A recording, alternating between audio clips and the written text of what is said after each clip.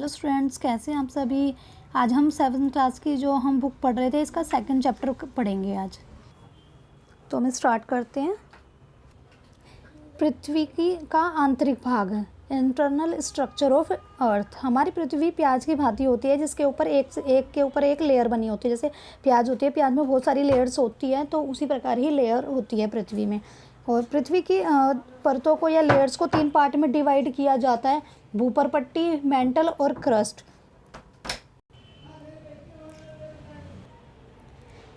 ये 3 भागों में बटी हुई है: परपट्टी, मेंटल, कोर। फर्स्ट है परपट्टी को क्रस्ट कहा जाता है। पृथ्वी की सतह जो पृथ्वी की सतह है ऊपर की सबसे ऊपरी परत को कहा जाता है। यह बहुत पतली होती है। महाद्वीप में 35 किलोमीटर और समुद्र में 5 किलोमीटर तक फैली है। इसका आयतन कितना है? सबसे पतली परत होती है। यह महाद्वीप में 35 किलोमीटर और समुद्र में 5 किलोमीटर तक फैली है। इसका आयतन पृथ्वी के आयतन का केवल 0.6% भाग ही होता है। और इसको सिलिका और एल्युमिनियम दो धातुएं पाई जाती है जिसको हम सियाल कहते हैं, इसको प्लस करके। दूसरी परत है मेंटल यानी लेयर, सेकंड लेयर मेंटल। परपट्टी के ठीक नीचे का जो भाग होता है इसको मेंटल कहा जाता है। यह 2900 किलोमीटर तक फैली हुई होती है। यह सिलिका और मैग्नीशियम जैसे खनिजों से मिली होती है, इसलिए इसको सिलिका प्लस मैग्नीशियम सीमा कहा जाता है। इसका आयतन पृथ्वी के आयतन का 16% होता है। थर्ड लेयर होगी कोर। यह सबसे आंतरिक भाग होता है। कोर की त्रिज्या 35 किलोमीटर तक अंदर पाई जाती है। यह निकल और लोहे की से बनी होती है जिसको निफे कहा जाता है, यानी निकल प्लस आयरन। तो इसको शॉर्ट में निफे कहा जाता है। फर्स्ट होगी सियाल, सेकंड सीमा, थर्ड होगी निफे। इसका टेम्परेचर काफ़ी हाई होता है क्योंकि इसमें प्रेशर सबसे ज़्यादा बढ़ता है। आयतन पृथ्वी के आयतन का 83% भाग होता है ये। इसकी त्रिज्या कितनी है इसकी? 6371 किलोमीटर। विश्व की सबसे गहरी खान कौन सी है? यह हमने अब तक कहाँ तक खुदाई करी है, कितनी करी है? दक्षिण अफ्रीका में स्थित है जो सबसे गहरी खुदाई करी है हमने खान है वो। इसकी गहराई 4 किलोमीटर तक है। तेल जो शोध करते हैं उसकी खोज में इंजीनियर केवल 6 किलोमीटर तक ही गए हैं। और गहरी खान जो मैंने खोदी है वो 4 किलोमीटर तक। और जो तेल शोध केंद्र होते हैं जहाँ से रिफाइनरी ऑयल निकाला जाता है और उसको प्यूरिफाई किया जाता है, पेट्रोल, डीजल और पैराफिन और वैसलीन हो गई और कई लिक्विड चीज़ें उसमें से प्यूरिफाई की जाती हैं। और इंजीनियर ने 6 किलोमीटर तक की गहराई तक ही खोजा है रिफाइनरी के लिए। पृथ्वी के केंद्र तक पहुंचने के लिए जो बिल्कुल नामुमकिन है, हम इसके बिल्कुल केंद्र तक नहीं पहुंच पाए हैं अभी तक।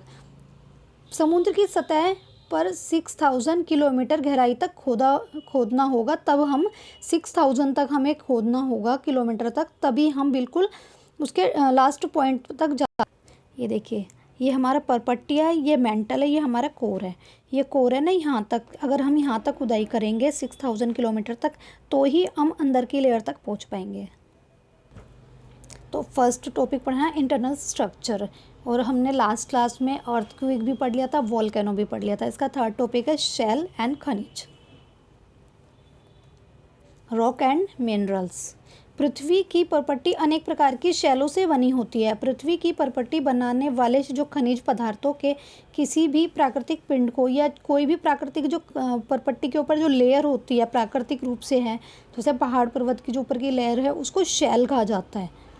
शैल का रंग, आकार और जो उसका स्ट्रक्चर है वो सब अलग अलग हो सकता है हर जगह के हिसाब से, क्योंकि हर जगह का टेम्परेचर अलग होता है, एनवायरनमेंट अलग होता है, तो इस हिसाब से वो उसकी शेप में, कलर में और स्ट्रक्चर में चेंज पाए जाते हैं।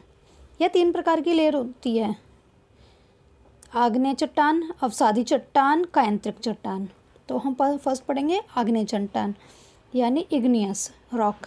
द्रवित मैग्मा ठंडा होकर जो ठोस हो जाता है, इससे जो शैल बनती है उसको ही आग्नेय शैल कहा जाता है, यानी कि जो ज्वालामुखी के अंदर का जो लावा बाहर निकलता है,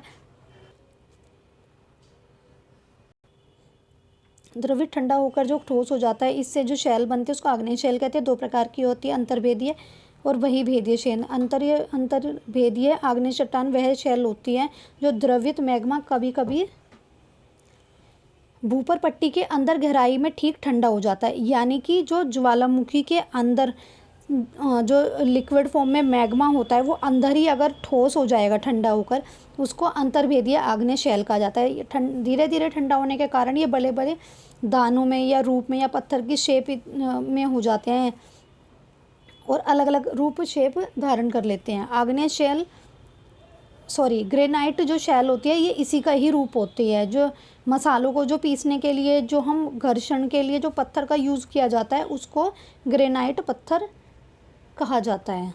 सेकंड हो गई बहिर्भेदी आग्नेय शेल। पहली अंतर्भेदीय जो ज्वालामुखी के अंदर लिक्विड फॉर्म में वो जो लावा मैग्मा होता है वो ठोस हो जाता है, उसको कहा जाता है। और बहिर्भेदी होता है ये द्रवित लावा यानी मैग्मा पृथ्वी की सतह पर आने के बाद ठंडा होकर ठोस हो जाता है, वह परपट्टी को बहिर्भेदीय आग्नेय शेल कहा जाता है। इसकी संरचना बहुत महीन दानों वाली होती है, यानी कि जो बाहर की साइड से लेयर होती है वो ठोस होकर पत्थर बन जाती है ठंडा होकर, उससे बनती है ये शेल। और जैसे बेसाल्ट है ये दक्कन के पठार में पाई जाती है। दूसरी हो गई हमारी अवसादी शेल। फर्स्ट थी हमारी आग्नेय शेल, दूसरा अवसादी शेल। इसको सेंडिमेंट्री कहा जाता है, सेंडिमेंट्री रॉक। शेल डुलाकर, चटककर और एक दूसरे से टकराकर छोटे छोटे टुकड़ों में टूट जाती है। इन छोटे कणों को अवसाद कहा जाता है। यानी जो कोई भी शेल होती है वो टुकड़े टूट टूट के अलग अलग कण हो जाते हैं, उसको अवसाद कहते हैं। जो ये अवसाद होते हैं हवा जल आदि के माध्यम से एक स्थान से दूसरे स्थान पर पहुंच जाते हैं और इकट्ठे हो जाते हैं। और ये जो पत्थर के कण होते हैं ये एक दूसरे के ऊपर जुड़ते जाते हैं और ये एक शेल परत बन जाती है। इस परत को ही अवसादी शेल कहा जाता है। यानी कि जो शैलें होती हैं, जो छोटे छोटे टुकड़े होते हैं वो इकट्ठे हो जाती हैं एक जगह, हवा पानी से वो इकट्ठे होकर ढेर बन जाता है। उसमें जीवाश्म भी इकट्ठे हो जाते हैं और वो दब जाके ठोस भाग वो ऊंचा होता जाता है, जिसको ही अवसादी शेल कहते हैं। जैसे बलुआ पत्थर जो लाल बलुआ पत्थर है वह उससे लाल किले का निर्माण हुआ है, और जो सफ़ेद संगमरमर है वो उससे ताजमहल का निर्माण हुआ है। जीवाश्म किसे कहते हैं? शेलों की जो परतें होती है उसमें दबे हुए पौधे जीव जंतु सभी के अवशेषों को इकट्ठा हो जाते हैं और उनके ऊपर लेयर पे लेयर बनती जाती है, उसको जीवाश्म कहते हैं। और उस जीवाश्म के ऊपर जो और ऊपर लेयर बन जाती है वो ऊंची नीची हो जाती है, वो पहाड़ की शेप में, उससे अवसादी शैलों का निर्माण हुआ है।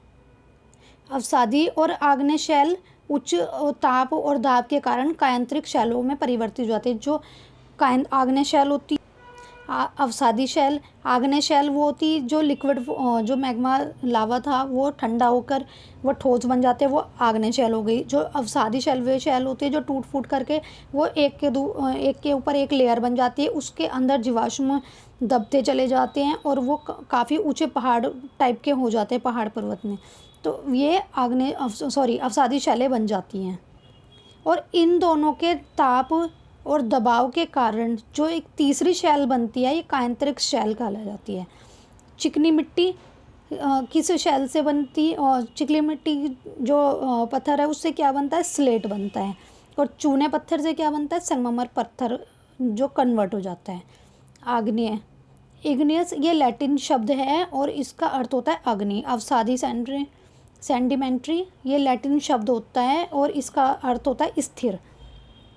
आग्नेय का अर्थ हो गया अग्नि, अवसादी का अर्थ हो गया स्थिर, कायांतरिक शैल का अर्थ हो गया मेटामॉर्फिस, ग्रीक शब्द होता है ये, इसका अर्थ होता है रूप परिवर्तन। यानी कि अवसादी और आग्नेय शैल के जो दबाव और तापमान के कारण ये तीसरी शैल का निर्माण होता है, इसको कहते हैं कायांतरिक शैल। ये थर्ड हो गई हमारी कायांतरिक शैल, मेटामॉर्फिक रॉक। तापमान व दाब के कारण आग्नेय व अवसादी शैलों का निर्माण होता है।